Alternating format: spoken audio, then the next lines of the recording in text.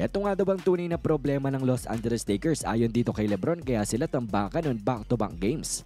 Pero bago yan ito muna nga sinabi ni AD mga idol. Sabi ni Anthony Davis sa kanyang post-game interview ay individually nga daw ay dapat na mas maglaro pa siya ng better para daw matulungan ng kanyang team na talagang sobrang struggling ngayon. Ayon nga sa kanya ay hindi niya nga daw ginagawa ang kanyang parte sa ngayon dito sa team ng Los Angeles Lakers on both ends of the court pagdating daw sa opensa at pati na rin sa depensa.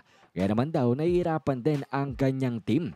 Sabi niya he has a high standard for himself at hindi nga daw ito ang kanyang inaasahan sa kanyang sarili.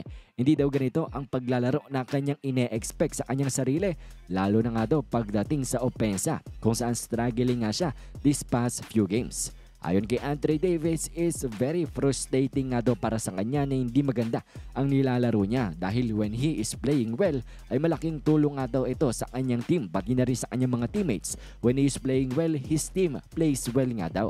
So alam naman ni Anthony Davis mga idol sa kanyang sarili that he has to play better individually at ganun din mga idol ang mga sinabi nito ni LeBron James sa kanyang post-game interview. Well, unay sinabi niya ito nga daw embarrassing loss nila against the Miami Heat ay hindi nga daw ito dahil sa kanilang mga coaches, tanging sa kanilang mga players nga lang daw. Sabi niya na wala nga daw scheme or X and O's, walang magagawa daw ang kanilang coaching staff para sila'y mapilit na mag-compete sa laban itong mga players ng Los Angeles Lakers. Sabi niya if you don't want to compete, that's a different issue na nga daw. Banggit pa ni LeBron James, we gotta figure it out at talagang nakakahiya nga daw talaga ito. Embarrassing ayon sa kanya itong kanilang sitwasyon ngayon.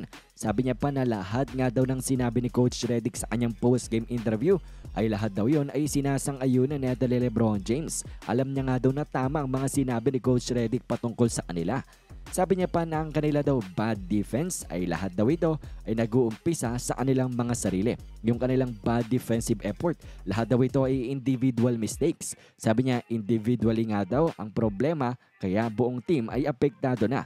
Paliwanag ni LeBron James daw if you are individually nagkakamali sa iyong mga dapat na ginagawa o hindi mo sinusunod yung game plan ninyo as a team ay ang mangyayari daw niyan ay aasa ka sa iyong mga teammates na i-cover yung mistakes mo defensively. At ito mga idol ay parang nagiging domino effect na nga at halos lahat ng Lakers players, ang buong Lakers team ay apektado na.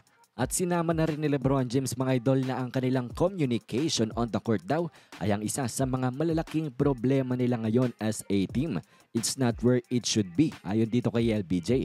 Sabi niya the Heat made them pay every time nga daw sila ay nagkakamali sa kanilang communication. At yan nga mga idol ang pagsasabi na rin ni LeBron James ng kanyang salobin patungkol dito sa team ng Los Angeles Lakers at pareha sila ni Anthony Davis na ang sisi ay patungkol nga sa kanila, sa kanilang mga players at hindi daw ito sa mga coaches nila. Anyways mga idol, ano bang masasabi nyo dito? Komento nyo lamang yan sa ating comment section.